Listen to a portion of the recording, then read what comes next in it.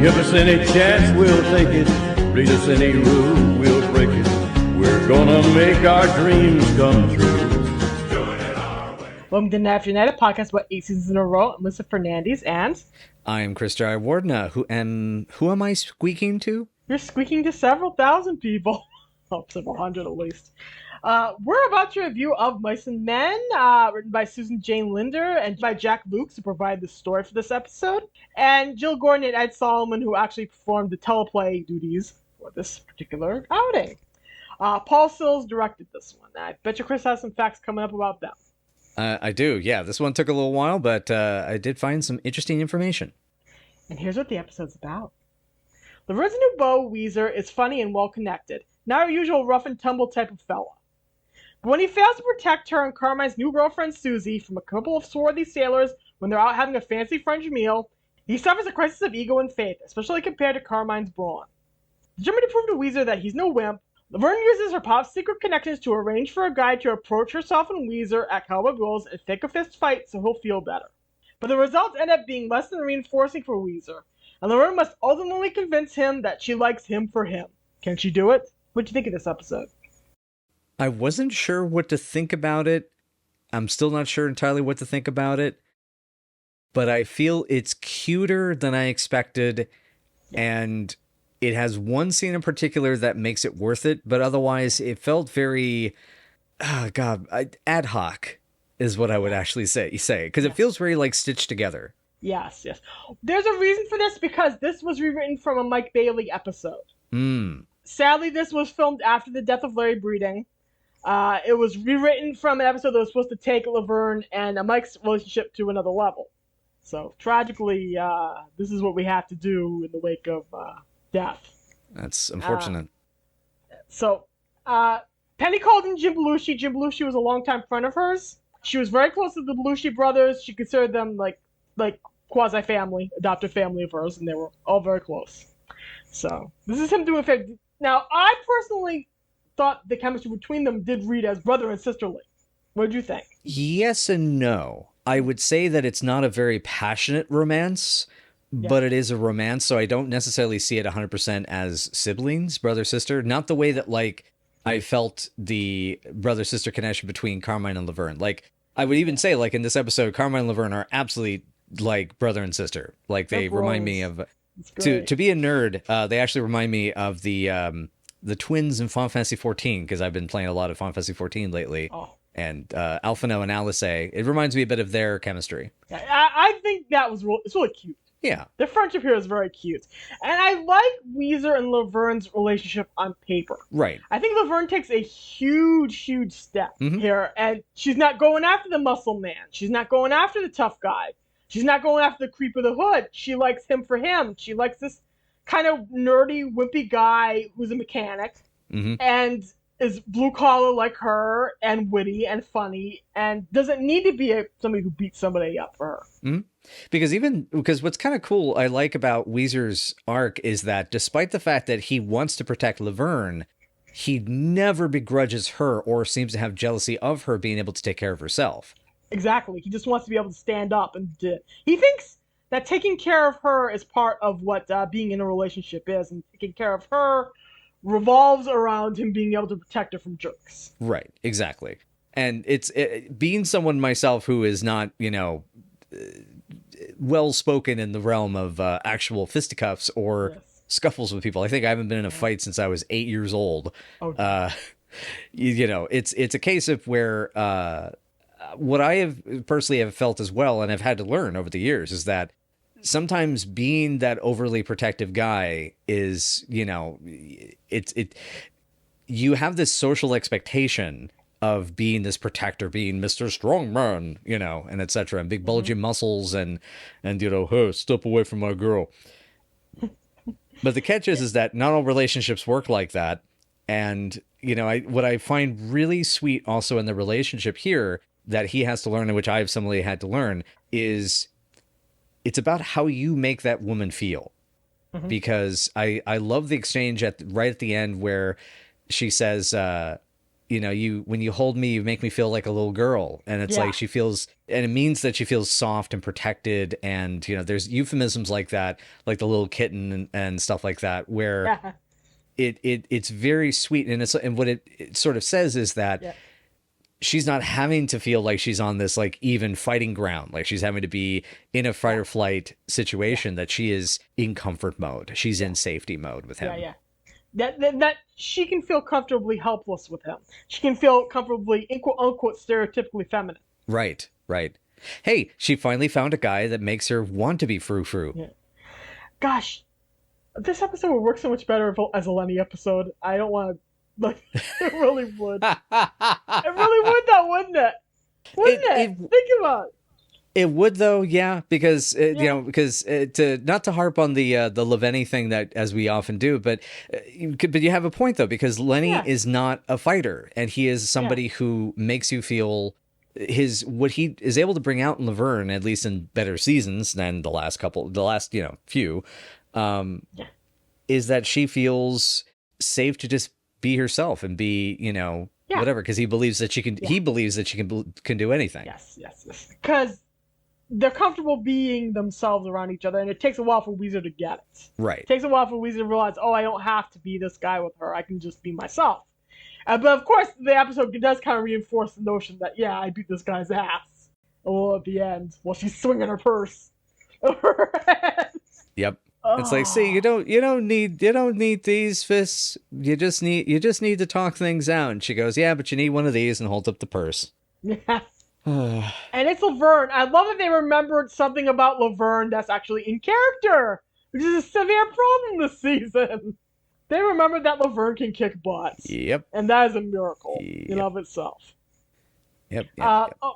Okay, so we enter the restaurant here, and that, I do believe, is Eddie Mecca's real wife at the time. That is, let me just look up double check the name. DeLyse Lively, or DeLyse Lively, the former Mrs. Eddie Mecca. Yep. This is the only appearance on the show for the Tony Award nominated actor, and her only credit on IMDb. But I did want to mention a trivia note, because this is kind of cute to have her here on the show, be able to bring this up again.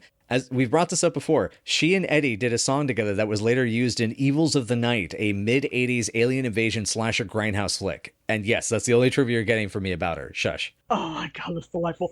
I know that the two of them did a lot of dinner theater. They did a lot of touring. They did a lot of stage shows and nightclub acts together. Yeah, that tracks. Yeah. Before they got divorced. Right. But they did a lot of stuff together on stage. And really, one of Eddie's strongest tones was on stage. So it's not surprising that he found an actress who was also Tony nominated and was also at home in the theater. So, and here she plays the woman who ultimately separated Carmine and Shirley. Yeah, that was interesting. Suzy. This is that Suzy, and I don't see it. Yeah. The chemistry's strong enough between the two of them, but I don't see why he would pick her over Shirley, because she's kind of a dingbat. Yeah, she's not the character. Yeah, the character, right? Yeah. This is about the character, by the way. Yeah, because I will say, DeLyse does a fantastic job of sort of disappearing into this character and feeling really like at home. But it's feeling at home in a character and having that character then create that sparking chemistry with the other characters around them. That's another story. And I don't feel like I don't feel like the Suzy character is written in such a way as to make her feel like this is this amazing thing. It's just, and as you were mentioning before about, even the spark between Weezer and Laverne, it's like, this is a comfortable date. It's a decent date, but it's not an end all be all sort of thing. And which is one of the interesting flaws I find with this episode, is that it is, as you were saying, it was meant to be a Mike Bailey episode that was supposed to go further. And instead it becomes a almost filler episode. Yeah. Because we never see Weezer again. Sadly. Exactly. Yeah, sadly. But unfortunately, I actually like him enough that him just becoming a member of the cast would have been fine. Yeah, I know. And they were looking for a sitcom to put Jim Belushi in at that time. Mm-hmm. Gary Marshall had previously put him in Who's Watching the Kids. Alongside Larry Breeding, no less, yeah. Alongside Larry Breeding, yeah. So they were looking for a place for him. This is before he started to do more movies and start to get a foothold in action films. But Yeah, he would have been just fine as Laverne's final boyfriend. I would have accepted that, even though the chemistry is kind of like bordering brother sister, Yeah. non-sexual for me. Right. For me. Yeah. But even then, it's like, having him in this cast, I think, adds so much energy to even to this episode, because he had in the late 70s, he had experience working at the Second City improv comedy troupe. And that actually is where he met probably worked with the director of this episode, Paul Sills, who is the director and co-founder of Second City Improv. Yes. And so I suspect that there was a case of, she went to Jim, and Jim may have brought Paul involved. I don't know what order that necessarily happened, but what this shows in this, because I've seen Jim Belushi in a lot of his movie stuff, and the character actor work he did at this time is more what fascinates me and more of what I'm into. Like, I really enjoy him in this episode. I like him a lot in this episode. I loved him in Thief. He's great in Thief. And even also like his voice acting roles later on, like he played the Coach Wittenberg in Hey Arnold. And like that's like a Hey Arnold voice, guest spot. It's a very character actor kind of performance, and be able to have him do that more would have been fantastic. And sorely missing in this season has been character actors getting to be character actors, which I feel like Weezer gets to be here, which I was very happy with. Well, this is a season that can barely remember why Laverne is Laverne. So it's like, it's a miracle when any of the characters are in character, it's a miracle. Whenever we get character actor work, it is a miracle. We get some of that in Baby Show with Vicki Lawrence. Mm-hmm. We get a little teeny bit of that of Carrie Fisher Shining in Playboy Show, and we get it here with Belushi, who does a very good job with what he has. Also, we have to mention Lovely Carol in Jinxed. And Jinx, she was, she did a good job making Paula feel like a real person. Yeah, and I'll tiny little Silver's 10. I will still say Lorraine Newman in Death Row Part 1 at least. Yeah. Lorraine Newman is the only reason you should watch Death Row. I will absolutely say that. Yeah. Ben Powers is a decent reason to watch Part 1, but sadly he's not in Part 2. Exactly. It's just becomes, She's also the only good thing in Part 2. She's absolutely the only good thing in Part 2. Agreed. There's her and that Lenny and Squiggy kiss, and she, I told you she kisses good, and that's it. Yeah. That's all that you can watch it for. That's it. So anyway, back on track to like the whole synopsis of this episode and kind of the beat for beat, the French restaurant leading into the Apache dance is, like a really fun, interesting, element that they brought into this episode. The set was well constructed. The costumes are pretty good here. As I think I've mentioned before, like one of the few things that's actually working in season 8, even though the writing makes the foundation entirely fall apart, is that the art department is working their asses off. They are absolutely earning this keep, their keep this year. Yeah. And the choreography. Oh my god. There is a lot of great choreography in this season. I will say that much. And this is the first real example of it. Mm-hmm. Because, man, Penny and Eddie and even Jim just nailing it. Yeah. In this Apache dance. I did not realize Jim was the other Belushi. I did not realize John wasn't the only Belushi that danced when I watched this episode. That was... Oh, yeah. He can do a lot. Jim can do a lot. He's also a musician. He can also play harmonica. Mm-hmm. He has his own boutique cannabis line now that he's very proud of on Twitter. That is very him and kind of delightful. Yeah, he's great on Twitter. He's very funny on Twitter. Oh, I will say that. I've seen him on Twitter a couple of times. He's very cool. Not bad for somebody who gets to be noted in my notes that he was in Abraxas, Guardian of the Universe. With Jesse Ventura. I know. With Jesse Ventura. Ventura. Yeah. Awesome in that. But yeah, the whole the French restaurant, the choreography, the bizarre turn by Murphy Dunn as Gonzague, that is a wild little performance in the middle of this.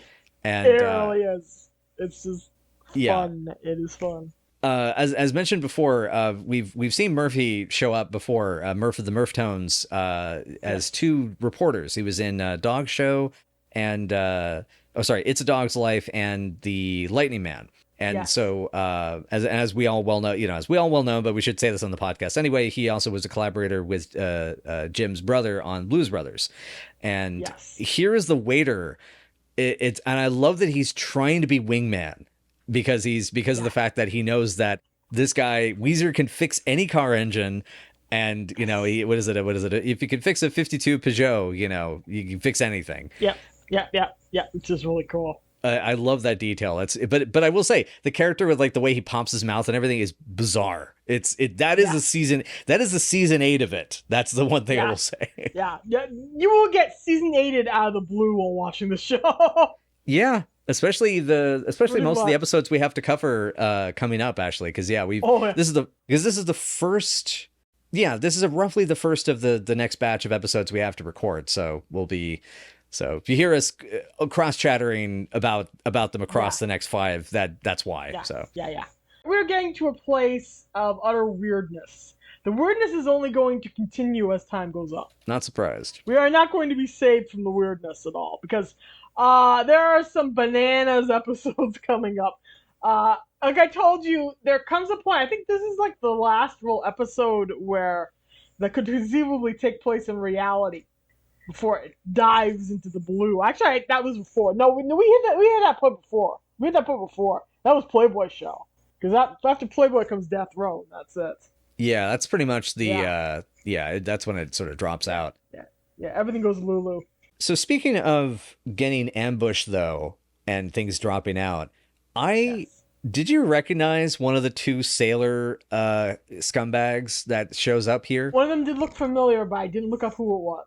It's Erwin Keyes. Oh, that's delightful. Yes, as for folks that don't know, he was one of the most recognizable tough guy brute actors of the 80s and 90s. And this is actually like right at the beginning. He had done some Grindhouse films, including The Exterminator. He'd been in an episode of Police Squad and things like that. But if you think you've seen this guy before, he has been in Adventures in Dinosaur City, 30-something, The Flintstones, The Godson, House of a Thousand Corpses. He's great in House of a Thousand Corpses. He has one of my favorite moments in that movie. CSI, like he was on a CSI episode. He was in Black Dynamite. But yeah, he's really cute to see here. He's got that. He's already like he's a few years into being the tough guy actor, and he's already got that sort of that sort of feel already. And the I believe the guy who's with him here, by the way, I think is Charles Bartlett, I think. Because the catch is the thugs are listed and named in the credits and on IMDb, but they're not named in the episode, in the dialogue. And I believe the guy with him is Charles Bartlett, who was a working actor. And he was never really like pigeonholed in anything, but he, just kind of jumped around doing different things like Hail and Much Ado About Nothing, and had just come off of, and again, another heavy or another sort of big lug of a character from a Grindhouse movie. He's in Just Before Dawn, the Jeff Lieberman slasher movie. Oh, that's great. Okay, that's neat. I had no idea. So just in case anybody ends up needing to correct me on this, I'm pretty sure that's Charles Bartlett there, but the other person it could be is Ian Rosenberg, who is credited as Biff, and I'm pretty sure Biff is the guy in the cowboy shirt that shows up at the end. Yeah, I think that's true. I'm 90% that's true. 90% sure that's true. Yeah, so I think that's the way it goes. Yeah. Yeah. We have rewinding. Yes. Yes. So we're rewinding, but yeah. One thing I did have to ask about is how many times do you think Carmine and Laverne have kicked the crap out of people before in their past? Oh, going all the way back to high school. Let's go all the way back to high school. Definitely in the neighborhood in their 20s in Milwaukee, for sure. So for years. I love when Suzy goes about Carmine. Oh, he beat up a guy who fought Rocky Marciano. Right. I love that. Naive. Oh, I love that. It was so cute. But yeah, the two of them have been a butt-kicking team for years and years and years, and you can tell. I like the line, I want to try something new and exciting. Okay, let's get out of here. Oh, God. So, no, they drove all the way to San Pedro to get abused in this French restaurant. Oh, no. Was this San Pedro? I thought San Pedro was them referencing a different place they've been to. No. They mentioned they drove to San Pedro for this. Oh, you're and, right. Okay, it wasn't worth the drive down yeah. to San Pedro. Yeah, I have my note. I Yeah. have it written down. Yep. Yep. And of course, Carmine's multiple no homo lines, which didn't need to exist. Yeah. He ain't from the neighborhood, is he? That's always fine. He's just French. Yeah. Laverne did not grow up in New York. Yes. She spent a quarter of her childhood in Milwaukee. Mm-hmm. She spent most of her childhood in Milwaukee. Mm-hmm. Can we please stop saying she grew up in Brooklyn? Can we please stop saying that? I don't know why that is, and it really is isolated to season 8. I don't understand what the fuck happened here, and it's really it's a desperate attempt at erasing Shirley and erasing Milwaukee. Yuck. And that's what it feels like almost. Yeah, that's what it feels. Yeah, God, yuck. Because way back in season 1, what comes out of Shirley's mouth, Laverne's mouth rather, is that the two of them got kicked out of the Brownies together. They have known each other since they were at least 7. Laverne has no real solid concrete memories of her own mother. Her mother is buried in Milwaukee, which means she moved there very young. She went through school with the boys, which means they have to know each other at least since first grade or kindergarten. So it's like they needed her to be more New York, more Brooklyn in this season, and it's just not canonical. Laverne, at maximum, probably left Brooklyn when she was like 3 or 4. Yeah, pretty much. And not to mention the idea that you have to be from New York to be like that when inner city kid counts for a lot of places in the United States. And scrappy Tom girl, tomboy girl, that is a thing that happens everywhere, dude. Like, come on, like even historically that has been the case. So it is very strange, and it's one of the unfortunate things that holds this episode back for me a bit is the way it's clearly ad hocing these different components, but it's also like, guys, we as far as we've heard now, there was a book. Refer to the book. Yeah. So I know somebody who has actually seen the book, and it's like, did nobody consult that? What the hell was happening? Yeah, because and moreover, even the writers involved here are the Susan Jane Linder had actually been a story editor on the episode of Playing Hooky back in season 2, and then ends up kind of popping up in this season as a story editor for pretty much the entire year, and also has a story and teleplay credit on Hair Today, Gone Tomorrow, along with this credit. But Jack Lukes, on the other hand, I mean, he's been in front and behind the camera for years. In season 2, he was, in Guinea Pigs and Supermarket Sweep. He worked on part 1 of Moose Jaw Express, the script for Lightning Man, etc. And he's even got one more coming up. So I wonder if this has to do with Jill and Ed's writing to an extent, or someone, because my mother actually asked a very relevant question, which is, who was running the show this year?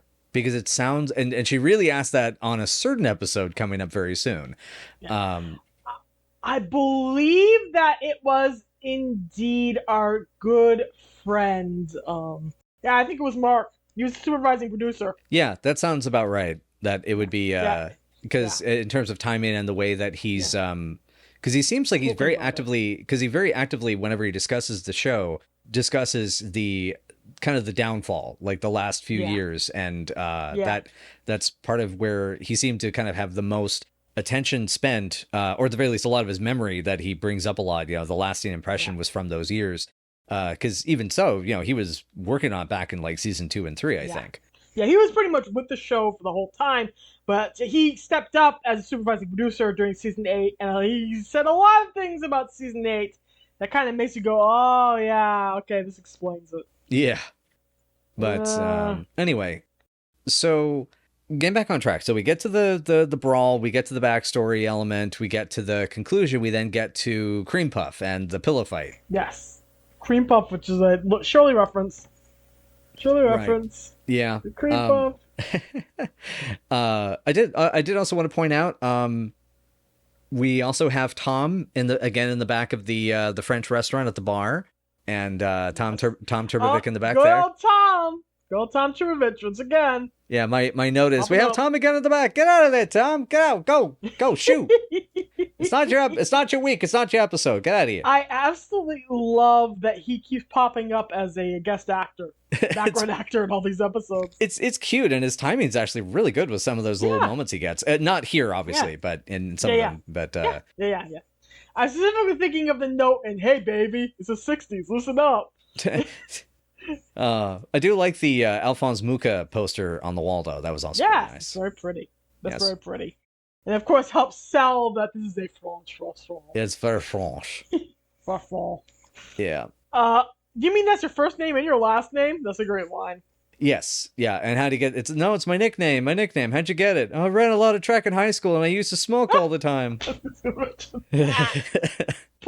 I wonder if that's like a quasi writer reference to the SNL sketch where John Belushi plays a championship track runner who smokes and eats mini donuts for breakfast.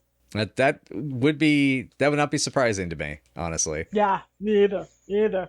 And at one point, something wrote down, "Hey, he fixed your transmission, a-hole," about the way you're being rude to poor Weezer. Yeah. Forget that it is but you are more of a man. Yeah. I sympathize with Weezer here to a degree, but he also needs to get over himself. But simultaneous emotions. Yeah, it's the pillow fight is cute. The pillow fight is cute, and I mean it's I do have to mention my note about his Weezer's backstory. I got a million fights as a kid. He says, I never fought when I was a kid. I was the same size now as I was when I was 5 years old, and so I never had to fight. Nobody ever picked on me. Then everyone caught up, and that's when I realized I was a wimp. And him bopping his head and calling himself a wimp, I hated that I could relate to it, but my note after that is, that's why I like guns. There you go. By the way, for anyone wondering, that is technically a reference to Futurama's Wizard of Oz episode when it's like, why do you need courage when you have a gun? Oh my God. I just remember as Leela going, I want to be a witch. But then him whining, the whining, wheezing wimp. Yep. I love Laverne's line, somebody's always throwing their back out over there. Oh yeah, at Rhonda's. Yeah. Oh God. At Rhonda's. Filthy. Goes off to get the hot blanket. And then he dozes off and we actually get to see someone else's dream scene for a moment, which is, again, a sign that this definitely was not meant to be a scene for a character that was a one-off, because holy crap. Yep. But yeah, God, the choreography of the dream scene dance number is amazing. Yep. The blocking the camera, insert shots, Eddie getting to go full Gene Kelly. It is, my note is Trey Machismo musical. Yes. And it honestly, I would say this looks like it's more than 3 cameras for this scene, to be honest. Like it feels like it's more than usual because there's so much continuous coverage between cuts. It's so good. Yeah. And I'm pretty sure they had to have shot this without an audience. Oh, yeah. Either at the dress or before, considering how much effort they put into this, because it's really, really good. My note was sexy Apache dance time. Gene Kelly moves, legs, cuckolding fantasy. Yeah. My joke here is Penny reprising her famous role across the floor. That is a Kentucky Fried Movie joke. In the role that made her famous. I have weird curiosities, though, about Weezer's own sexual proclivities here, though. Yes. Yeah, it reads very bi, doesn't it? It reads very bi. It's like... Yeah. But I hate Carmine or want to be Carmine? Maybe a bit of both. But I love that he's still so cute and capable of a dancer, even in nerd form. It was very cute. Yeah, it's sweet. It's very sweet. Notice that the background shakes when Jim smashes into it. It's supposed to be a solid brick wall. Yeah, okay. To be fair, it's a dream scene.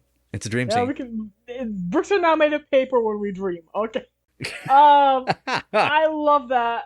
And I love the fact that Penny really is no slouch either. Penny looks great in this. Yeah, so Penny doesn't. I would say as much as it's meant to be Weezer's dream, it really is Laverne and Penny, getting to show off here. I think most of all. Yeah, and it's delightful. Yeah, absolutely 100% delightful. 100% delightful. Yeah, my mom got a humongous laugh at the swinging kick, and when Weezer swings her around and she bops the bullies. Yeah. That was fun. That was really cute. It's a really cute little choreography moment and a really nice highlight. It's a really one of the best moments in the episode. Exactly. And then sexy lap crushing happens as he tries to get hopped upstairs so he can go rest his back. My note at this point is, again, poor Weezer, but get over it, good dude. Yeah. It's again, I can relate but it's also like I kind of grew out of that when I was in my early to mid 20s. Yeah. I started growing out of Yeah. that. Yeah. Well, eventually everybody grows up, so it's like, hey. Yeah. But yeah, his poor aching pride and the awkward crawl scoot up the stairs and yada yada. But Yeah. and then we get to her going to her pop, in the back of Cowboy Bill's. Yeah, there you are, my wonderful pop. I love you so much. Me too. Hey, you're looking so good. You too, Pop. I need a favor. I knew. Frank DeFazio is no dummy after having his daughter for so many years now. Almost 30. This show refuses to make Laverne 30 years old. Yes. Even though Penny's pushing 40 at this point. Yep. And it's like, but he knows his daughter by now. He knows what's going on. Laverne is in so many stripe-laden outfits this season. There's another one. Yeah. Wow, that's a good point. I wasn't thinking about that, but you're absolutely correct. There's the eye-bleeding Freddy Krueger one. There's this one. There's the one in the French Fantasy. Yep. Yeah. It's a theme. It shows up a lot for some reason. I also want to give a quick shout out, as you were mentioning about age. There's the line, "You read me like a book, Pop. It's easy when you've been reading the same book for 28 years. And Laverne remains on the cusp of 30. She's going to remain on the cusp of 30, even though she just had a birthday. She should be 29. Yes, yeah, that's true. Yeah. And so trying to get Pop to get her daddy to fix a fight for her. One of those guys, backseat. Strongly hinting that he has mob connections. Yes. His clap on the microphone. Even in California. Yeah. Big Italian. I love that this is the return of Cowboy Bill's dinner theater. Yeah. I love that he's just like shouting. She's just like shouting that he has connections to the stupid pickup microphone for the counter. And guys she knows from back east. Oh my god. And then Frank tries to cover it up by saying, "They're two people from London, England." They bought it. Come on, Pop. Yeah, I don't even know Lewis is coming in at 7:00 tonight. The fix is in. Oh, that Phil eats up that delivery. It makes enjoying it. It definitely makes sense then that one of the movies he did before he passed away a few years later was a Italian crime movie. Yeah. I remember I've seen part of that movie. It's very good. Oh, Snow. At least he's good in it. He's good in it. He's all right in it. Yeah, I'm talking about Snow Line. That's the. I think I linked you to that actually. Yeah, you did. Yeah, it was the first time I get to sit down and see it. So yeah, I was part of it. I haven't finished it yet, and you do. Yep. But anyway, so then the did it feel like there was an awkward possible syndication edit when it dissolves from that? Okay, I was worried about that. Yes. I noted multiple edits. It feels like there's an edit right at the beginning when Laverne walks into the restaurant too. It feels like there's several things missing in this part of it. Notice Laverne is wearing her inappropriate for a business dinner crochet outfit. It's very brief for some reason. Yep. That made you. I just love that. I know that wasn't what made you joke, but that's not what made me choke. I mean, it's sweaty in here. All right. Yeah. But yeah, she's wearing her inappropriate outfit on this date with Weezer. Maybe I feel like ribs. Oh boy. I love when the tough that Frank hires comes in. He sees Laverne and says she's cute, and Frank goes, "What cute? That's my daughter." Sorry, boss. Yeah, that is awesome. So that is Lewis, and we have to make sure, because we're gonna go through this scene pretty fast. That is Nicholas Worth, not a drill. We have an actor from Darkman. Yeah! The Raimi verse has touched the Laverne and Shirley verse and all as well. Yep. Yeah, he was, again, another common heavy in movies, and by this point, he'd been in, like, Scream, Blackula Scream, 2 Michael Crichton movies, and even Wes Craven's Swamp Thing. And after this drop-in, he would voice one of the Hills of Ice Part 2 baddies, do some TV parts including MacGyver, and, as mentioned, be one of the most recognizable roles, the role of Polly in Darkman. And he passed away at the age of 69 in 2007. I also want to mention, for those that are my fellow nerds out there, he voiced and played some parts in some video games, in particular the Command & Conquer series in the early aughts, which is very cute. But yeah, Nicholas is fantastic as Lewis, and he is wonderful. That's nice. That's really nice. I didn't know that. That's cool. But I love his line, Yeah. and even the way he delivers it. He looks like he used pencils for the hair on his chest. That's not true. Oh! It's a very real hair. That's very good, honey, but he's still there. Yeah. And of course, we get a phallic hot dog metaphor here as he strangles the shit out of the hot dog. Yeah. Nah, that's choking the wiener. Ba-dum-bum-bum. Oh, gosh. Weezer is smarter than most of Laverne's bows. We gotta give him credit for this. Oh yeah, he figured it out like pretty much right away. Oh, yeah. Give me a break, Laverne. Look at the size of him. Why would he be scared of a hot dog? Like, I mean, he's the kind of guy that would look at that hot dog and go, oh, thanks, and take a bite out of it. Yeah. I love him that he's actually brainy. He is actually brainy. Give him credit for being brainy. She's finally dating a sweet guy with brains. Of course, we never see him again. God Of damn it, course. show. Unfortunately, she has no sexual chemistry with him either, so hey, whatever. Yeah, no goosebumps happening here. This part's sweet and yet it's sexist. It's like, Yeah. you know, and then it manages to back away from sexism as Laverne becomes the active party. My note is, and now Weezer's going to die. Yeah. Okay, my favorite background part. Did you notice this? Two customers come in as this fight's starting to go down. They see what's going on. They talk to each other, and they walk out. I saw that. That was a really good piece of direction. That was great. Yeah, it's an excellent piece of direction. I love that. Good work. Good work. Interesting. A direction of background actors. Really enjoyable. Tiny little moments. In some respects, I would even say, as I'm going through the rest of my notes here towards the end of the episode, because it kind of the notes kind of clear up really fast towards the end here. Yeah. Weezer's almost like a more likable version of Alan from More Than Friends. In a lot of ways. He's also a much more likable version of her punk boyfriends from Milwaukee, who want to be tough and want to be masculine, but are also actually nice guys. Most of the hood she were dating, almost the sailor she was dating, and the Rusty Grogans, fuck Rusty Grogan of the world, were not nice guys. And this guy, and he is a nice guy, and he doesn't need to be physically adept for her to enjoy him. So yeah. I did like he was smart enough to realize I knew he was a fake when he set me up on the counter and didn't ram my head into the cash register.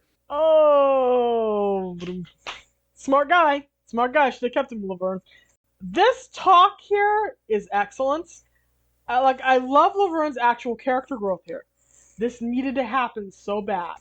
It needed to happen before her weird season 7 period, where she was sleeping with a guy she barely knew. Yeah. So by that conversation, you mean the I'm crazy about you because you're so sweet and got the biggest heart in the world? That whole Yes. It's actual growth. It's character growth. Like, I give him credit for actual character growth in a season that kills Laverne's character growth. Yep, it's coming soon. A couple more episodes. We're coming. God. Pain is coming. For Chris has actually seen Monastery Story. Yeah. And the nuns with the pickles. No, we did. Anyway, but. So they've only been going out for 4 weeks, and he wants to give her something special, a brand new transmission. Oh, just sweet. I mean, come on, that's good. You take that. You take that. Guy, the mechanic. Yep. And also, I love that Mary's still there as well. So we now confirm that Mary went with Frank and Edna to California. Yeah. My note on this is Mary the waitress is loving it. Mm-hmm. She pops up a couple more times during the next few episodes and is fairly prominent. So it's nice that she's going out on the show in style after being in the background. Yeah. So long. To the point we couldn't even recognize if that was her or not. Yeah. No, I think I knew.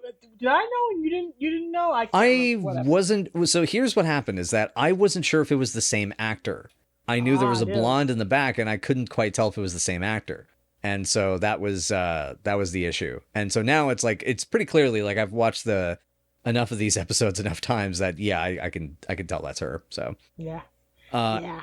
Anyway, but ultimately we get to the end. It's a nice romantic ending. There's a tag scene about Biff and fixing to take a long nap. Kevin taunts us down, scares him off with the purse. And yeah. And ultimately, it was about making Laverne. It was about the fact that Laverne feels safe with him. Laverne feels safe with this guy in a way that is defined by her rather than by him, which is the interesting piece of growth that comes out of it. Yes. Yeah, and also she's willing to expand her point of view on what makes an attractive man. Right. Because Exactly. she had a very, very narrow, defined type of He-Man that she used to adore and date all the time in Milwaukee. And now it's changing and now it's expanding. Mm-hmm. So yeah. You're good on her. Good on this episode for a tiny bit of growth that's going to be snatched away cruelly. Wow. My note actually is, hey, Laverne, take this transmission. That's a car, and you don't have one. They don't have a car. They gave up the car at some point. Mm-hmm. It's very charming. It's not bad. It's very charming. It's very cute. And now we get to the tag scene. Weezer has experiences his own growth here. Yeah. And even though Laverne's swinging her purse about, being a tough girl, threatening off this dude, my question is, does this guy just come in and threaten Frank's customers for no reason? I suspect so. I suspect he does. And since that is the case, my response to that is he needs to knock that the fuck off. Yeah. Well, you go in freaking Burbank, of all places. It's not like Burbank's a rough area. No. Oh, God, no. My mom lived in Burbank in the 70s. Yeah. Exactly. It's ridiculous. It's absolutely ridiculous. I appreciate Weezer's growth here. I appreciate Laverne's growth here. This is a very nice launching pad that will launch nothing tragically. Right. Yeah, this definitely is, I think, as we'll get to this, I think, when we sort of wrap up the season. We'll probably have to do almost like a post-mortem about the season, given how many like major things had to be shifted around and, the bleeding needed to be stemmed, through and through. I mean, I can't imagine that, they'd already lost Cindy. They then lose Larry. And it's like just trying to keep things on track. I mean, that is a nightmare. Yeah. And then they lost Michael. They lost Lenny. I was just about to say, they lost Michael. Yeah. And they had to stem so much bleeding because every idea they had, it feels like they got curtailed and they got cut off. Yeah. It's almost like, yeah, go ahead. Sorry. I was just going to say, it's like fate intervenes regularly in season 8. Yeah. Fate did not have it out for them during season 8. So basically what they did, they start out, okay, we're going to turn the show into a couple show. It'll be great. It'll be cute. It'll fit in with Rhoda and all this stuff that's happening, right? So first of all, Cindy labor dispute, disaster, lawsuit that probably gets settled for like millions out of court in Cindy's favor. Because we never find out the result of that. But it was enough to soothe everybody. That happens. So we're like, okay, fine. Laverne will fall in love with Larry Breeding's character. It will be great. And then poor Larry Breeding passes away in a violent, horrible way. Unexpectedly, completely. Yeah, incredibly tragic. Yeah. So then they mash up the episode order, rewrite a bunch of episodes, both away from being about Shirley being pregnant and Cindy being present, and from Laverne being in this serious relationship at the same time. Is there any wonder Mark has no fond memories of this time of the show? Yeah, yeah. No, it makes sense. And that's how to rewrite all the Lenny and Squiggy episodes that they planned. So it's like, we get one surviving Lenny and Squiggy episode later in the season, which is really good. And that's it. Can you imagine the chaos? The fact that we even get a decent episode out of this is kind of amazing. We get some horrifying ones. We also get some decent ones. So, yeah. It's trip, man. It's trip. So, to do some quick follow-up notes about different aspects, some different behind-the-camera stuff is we already discussed that, Ed Solomon was getting its jumpstart here. So the fact that it was sort of a rookie staff writer, jumping in to fix up this episode and, he didn't get like a major, decent, solid grind as a script consultant until like the mid-'80s, like a few years after this, with the Gary Shandling show. They also had on this one Jill Gordon, who was another story editor for most of the season, and this is actually her first teleplay credit for 3 of 3 for the show. So we'll see her again for Monastery and the Rock and Roll show as well. And it's very much a case that she worked a ton on other stuff, and I clearly had something buried in there because she went on to do stuff like Double Trouble and wrote for various shows, but co-produced 46 episodes of The Wonder Years. Her most recent outing was producer-writer, as well as creating the one seasoner Heartbeat in 2016, the Melissa George one. So there was something there in both these writers, but I mean, this is such a clusterfuck of just trying Yeah. to get this fixed. Yeah. And I mean, I'm curious, like, Paul Sills, obviously had incredible amounts of not just improvisational comedy experience as, founder or director of it. And I mean, his directing credits for film and TV are basically next to nothing, but he was like this guru of improv comedy and was even the son of Viola Spolin, who was, one of the pioneers of it in the 20th century. And, I'm curious what kind of lead time he had to prep this episode. These are episodes where the narrative has to fall away a bit because the physical comedy has to be good, and they don't have enough time and resources to make sure that all things hit on all cylinders. And so the fact this episode turns out as watchable and as enjoyable as it does for us is kind of miraculous. It does. It is. It does, and it is. When you have to battle that much terrain to get anything good, you should be applauded for it. So let's take a little time, give them a little bit of applause and some roses, because Lord. And on that note, I think that finishes my notes. Mine too. Is it ranking time then? I believe it is. You want to go first? Oh man, 5.5 most of the time, but a 6 on a good day, because that dance number really wins me over. Yeah. This is a good high mid 5 for me. I can't go any higher because, the disjointedness, the lack of sexual chemistry going on here. But it is good. It is passable. It is nice to watch. It is pleasant among season 8 episodes. It is worthy. So it's worth seeking out, though not a completely necessary episode to the show's canon. Yeah, sounds about right. Okay. Well, as per usual, we're going to try to have ourselves a little quick break for a word from our sponsors, and we'll be talking about what's coming up next and where you can find us and find out more. Thanks very much, folks, and stick around. All right. Well, thank you again, everyone, so much for joining us for Night After Night. And if you would like to know more, you can find us at Night After Night PC on Twitter or Night After Night Pod on Facebook, Tumblr, WordPress, Patreon, or YouTube, and wherever great podcasts can be found. And definitely check us out on the different places. We definitely appreciate your support. We're in our last leg of the show here. We've got we've got 13 episodes, I think, left to go at this point. Yep. And so with that in mind, I feel like we need to sort of limber up and flex things a bit, but it's giving me sort of a feeling of suspense and tension. What's coming up next, Lisa? Hey, as long as you're not related to Dick Grayson, this episode should be fun. Ronnie sets Laverne up with a handsome acrobat, and she thinks she's found true love at last. When we get into Edgar Garibaldi's mansion, soon reveals the dark truth behind his career. It may reveal that his interest in her stems from less than altruistic reasons. This is the Gymnast Show. Huh. Well, I guess we'll have to head west to find out what's coming up. Bye, y'all. For heaven's sake, if you're gonna hire somebody to pretend to beat up your boyfriend, go for a Mongo or higher. Bye.